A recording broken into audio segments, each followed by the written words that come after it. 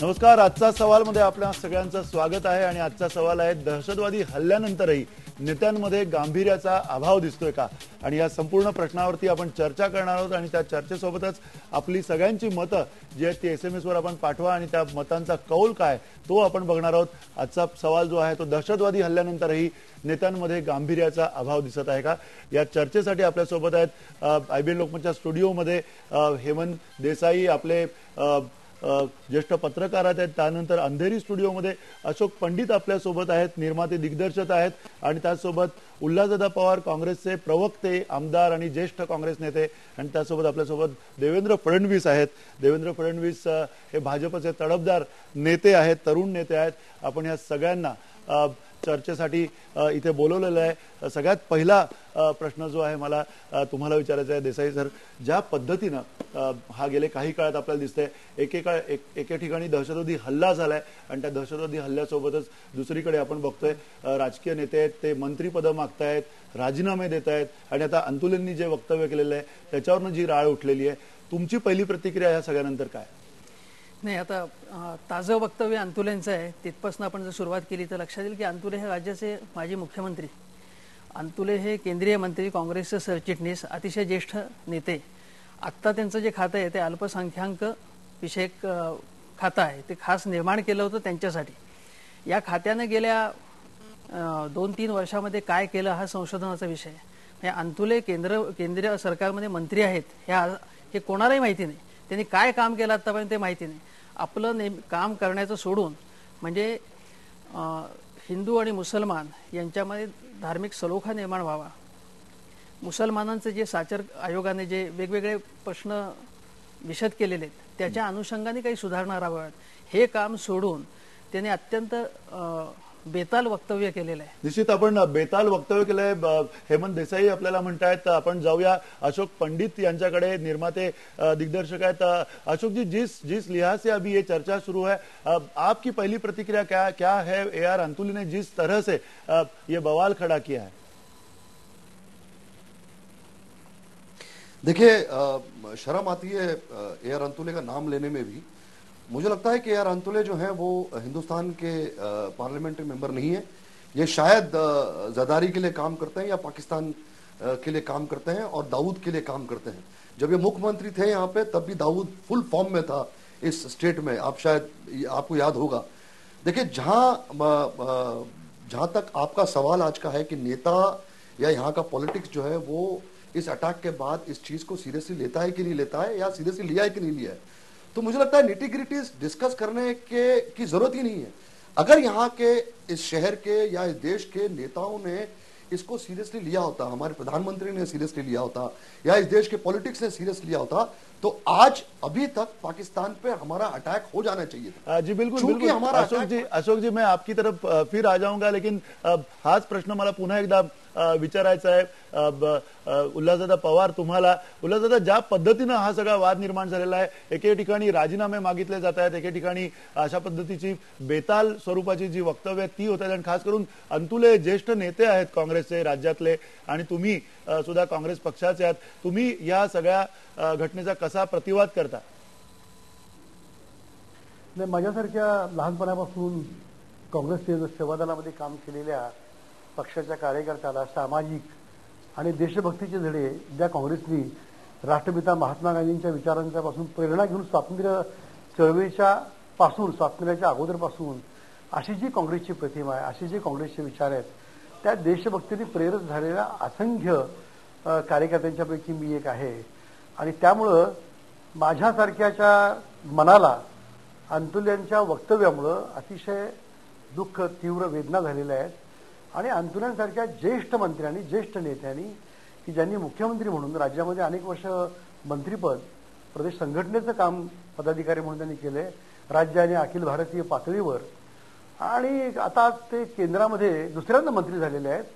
आणि त्यांच्याकडे अल्पसंख्याक हे खातं आहे आणि याचा आता उल्लेख केलेला आहे की त्या खात्याचं कामकाज आणि राष्ट्रीय ऐक्याची भावना, सामाजिक सर्वधर्म समभावाची भावना आणि ही जपत असताना, ही जोपासत असताना, ही वृद्धिंगत असताना अल्पसंख्याकांच्या प्रश्नाला वाचा फोडणं आणि ते सोडवणं हे काम असताना त्यांनी या दहशतवादाच्या अत्यंत महाभयंकर अमानुष हल्ल्यानंतर जेव्हा शेकडो बळी गेलेले आहेत, संपूर्ण देश एक वटून या संपूर्ण भूमिकेशी, सरकारच्या पाठीशी किंवा विचारांशी उभा राहिलेला आहे आणि सर्वांनी मिळून हे पाकिस्तानचे आतंकवादी आहेत हे सर्व पुराव्यानिशी सातत्यानं वारंवार विविध माध्यमातून सांगितलं जात असताना आणि या सगळ्या भूमिकेला अमेरिका आणि इंग्लंडसारख्या इतर पाश्चिमात्य राष्ट्रांनी जे जगामध्ये दहशतवादाच्या विरुद्ध लढतायत या सर्वांनी पाठिंबा दिलेला असताना या सगळं पार्श्वभूमीवर अंतुल्यांसारख्या ज्येष्ठ काँग्रेस नेत्यांचे त्यांनी पार्लमेंटमध्ये काढलेले उद्गार हे अत्यंत खेदजनक,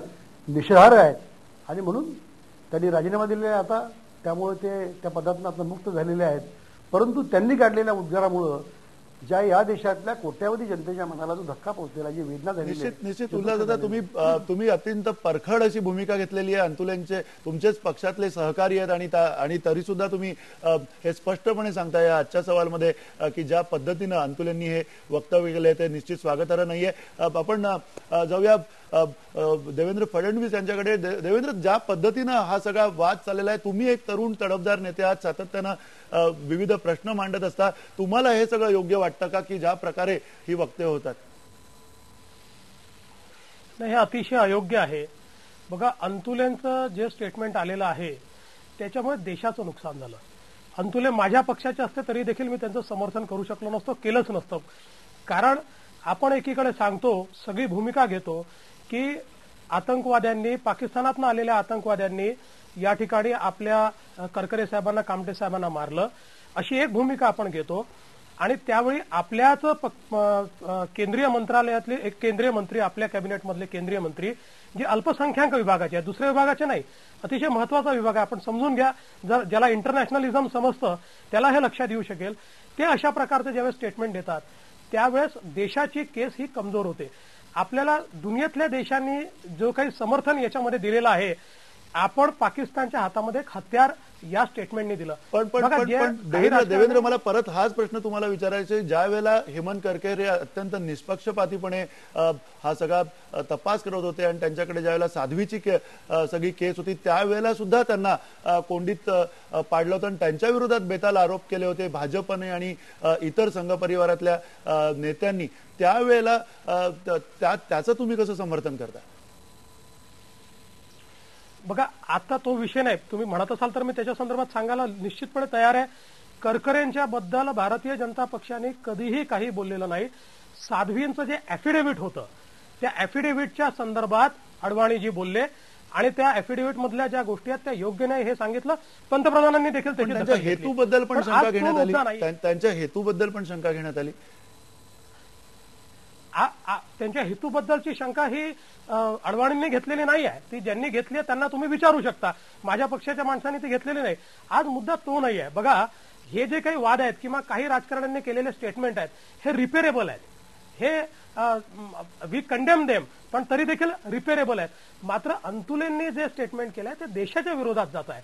आपण एक लक्षात घ्या की एखाद्या पदाधिकाऱ्याने, माझ्याच पक्षाच्या एका पदाधिकाऱ्याने लिपस्टिक आणि काय काय जे म्हटलं ते त्याच्याने ठीक आहे, म्हणजे जनक्षोभ आणि ते अयोग्य वगैरे सगळं ठीक आहे, पण किंबहुना एका मुख्यमंत्र्यांनी जे स्टेटमेंट दिलं तेही अतिशय चुकीचं आहे. म्हणजे तसं स्टेटमेंट त्यांनी देऊच नाही. पण त्याही पेक्षा जास्त वेटेज हे अंतुलेंच्या स्टेटमेंटला या करत आहे की अंतुलेंच्या स्टेटमेंटमुळे देशाचं जे इंटरनॅशनलिझम, आपण इंटरनॅशनल जो स्टँड घेतलेला आहे तो स्टँड मार खातोय. स्वतः प्रणव मुखर्जींनी सांगितलं की या स्टेटमेंटमुळे मी जो ग्लोबल एक दबाव आणला होता पाकिस्तानवर तो दबाव कमी झाला आहे. निश्चित.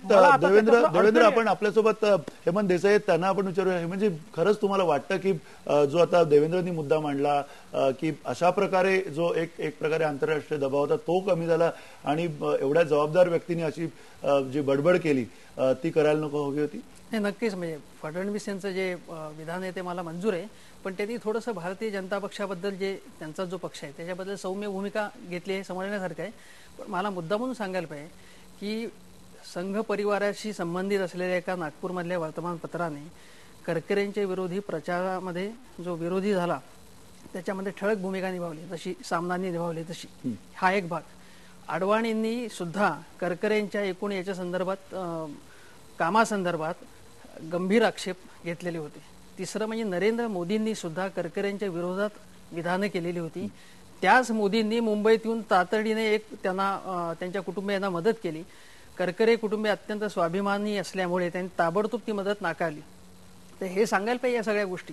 दुसरीकडे असं आहे की फडणवीस जे म्हणतायत ते या अर्थाने खरं आहे की मुख्यतः पाकिस्तानमधनं असा एक प्रचार सुरू आहे सध्या की भारतानेच हा सगळा प्रकार जो मुंबईतला आहे तो घडवून आणला, त्यामुळे त्याचा आमच्याशी काहीही संबंध नाही. हा अत्यंत भंपक असा जो पाकिस्तानी प्रचार आहे त्याला आपण साथ देतोय. अंतुले आपल्या विधानाने साथ देत आहेत. अंतुलेच नव्हे, त्यांना जे पाठिंबा देतात, शहाबुद्दीन सारख्यांनी सुद्धा अंतुलेला पाठिंबा दिलेला आहे. मला वाटतं लालू प्रसाद यादव यांचं सुद्धा काही वादग्रस्त विधानं आलेली आहेत असं मी ऐकलं.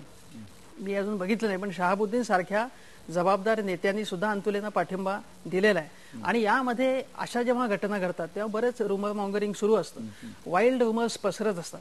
त्या अफवांना आपण आधार द्यायचा हे अतिशय चुकीचं आहे. मला फक्त एक गोष्ट महत्वाची सांगायची आहे की जयंत पाटलांनी सांगितलेलं आहे की मी सगळे पुरावे बघितले, ते राज्याचे गृहमंत्री आहेत, की करकरे, कामटे आणि साळसकर यांची कशा प्रकारे कसाबनी गोळ्या घालून हत्या केली याचे पुरावे आहेत. मुख्यमंत्र्यांनी यासंबंधी विधान केलेलं आहे. अंतुलेंना जर काही याच्या संबंधी ऍडिशनल माहिती असेल तर तिने सरकारला विचारावे ना. निश्चित अंतुलेंना ऍडिशनल माहिती असेल का, किंवा या संपूर्ण प्रश्नाबद्दलची चर्चा जी आहे ते आपण सुरू करूया. आपण जो आजचा सवाल विचारलेला आहे, दहशतवादी हल्ल्यानंतर सुद्धा नेत्यांमध्ये गांभीर्याचा अभाव दिसतोय का, आपले प्रेक्षक काय म्हणतात आपण समोर पाहूया. एकूण जे प्रेक्षकांचं म्हणणं आहे की दहशतवादी हल्ल्यानंतरही नेत्यांमध्ये गांभीर्याचा अभाव दिसतोय असं म्हणणारे प्रेक्षक 82% आहेत आणि 18% लोकांचं म्हणणं आहे की गांभीर्याचा अभाव दिसत नाहीये. एकूण जे चित्र आहे ते आपल्याला स्पष्ट दिसतंय. नेत्यांच्या बद्दलची जी भावना आहे ती आपल्याला स्पष्ट दिसते. आणि आपण ही जी चर्चा आहे ती सुरू ठेवणार आहोत. आणि संपूर्ण दहशतवादी हल्ल्यानंतर नेत्यांमधली गंभीर्याची परिस्थिती का दिसत नाहीये, अभाव का दिसतोय, आणि दिसत असेल तर का, त्याची कारणं काय, त्याच्याबद्दलची चर्चा आपण सुरू ठेवूया. पहा फक्त IBN लोकमत.